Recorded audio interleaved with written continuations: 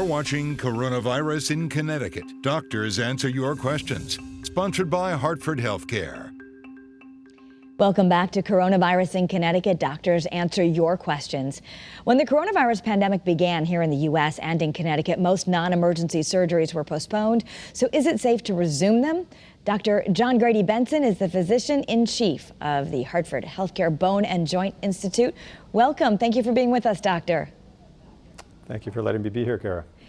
When is it safe to get back to the hospital for surgery? I know some people have really been waiting and sometimes in pain.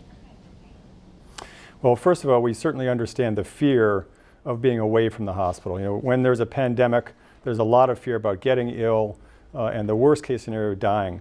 I want to reassure everybody that, number one, we have been working through this pandemic consistently. Mr. Flax has made some very difficult decisions. No hospital employees were furloughed. We were all working. We all showed up. And so through the last 8 weeks, you know, it's part of our culture.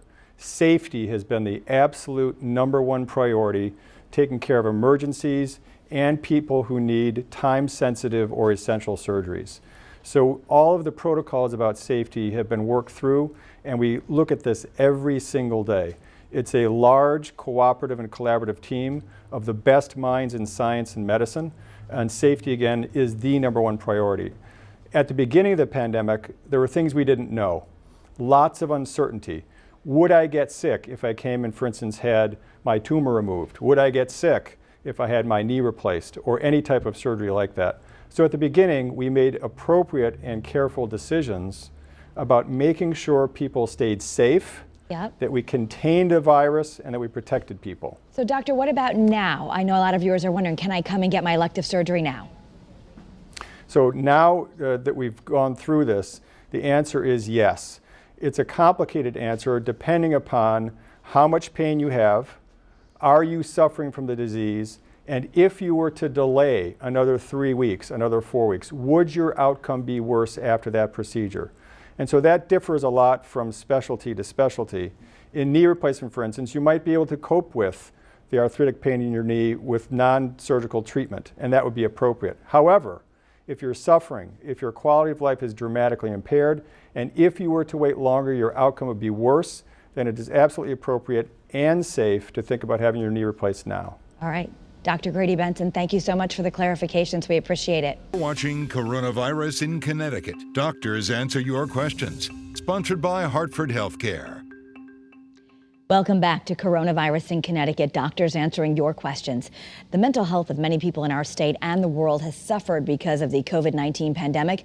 And a study out now shows that it could lead to an additional 75,000 deaths from alcohol and drug misuse, as well as suicide. Joining me now to talk more about this is Dr. J. Craig Allen, the medical director of Rushford. Thank you for being with us. That's a huge number. Are you worried about mental health for the long term, even as isolation eases when we reopen? Well, I'm worried about everybody's mental health. I think this has been tough on all of us, and it's just a continuum. People that may have had pre-existing problems might be suffering more, but I think all of us need to be taking care of ourselves and being mindful of our mental state. I'm concerned about that second wave. I'm concerned about people who are now going to be realizing that they're struggling and having a difficult time, and they're going to want to come in for care. And people are so worried about money. How do you deal with that fear? Fear of not having enough money. Well, we happen to live in the state of Connecticut, which does a really great job of getting people coverage for mental health disabilities and substance use disorders. So if you were to access, for instance, our call line that we've just established today, that's one of the things that we can help you with and get you connected to one of our programs. And within our programs, we can help you find out what sort of supports and resources there are in the community, both the state resources and federal. So important that people know that there is support out there, and I want you to talk more about that. This 24-hour hotline just launched today. It offers free mental health services. Anyone can call this? Anyone can call, and I really urge people to take advantage of this. You don't have to say, boy, do I need to be hospitalized? Am I going to do something terrible? If you have a concern, if you have a worry about your child, about your teenager who wasn't able to go to graduation, even if it's a small thing, call and talk to a mental health professional, and they'll help to steer you in the right direction. And if it's something more serious, then this is an opportunity to get engaged in top-notch, high-quality treatment that we provide. And we have that number for you. It'll be on the Channel 3 app and WFSB.com. A viewer wrote to me worried that all the masks and social distancing could cause young children to suffer from fear for a long time, that they're afraid to go outside. What do you say to that?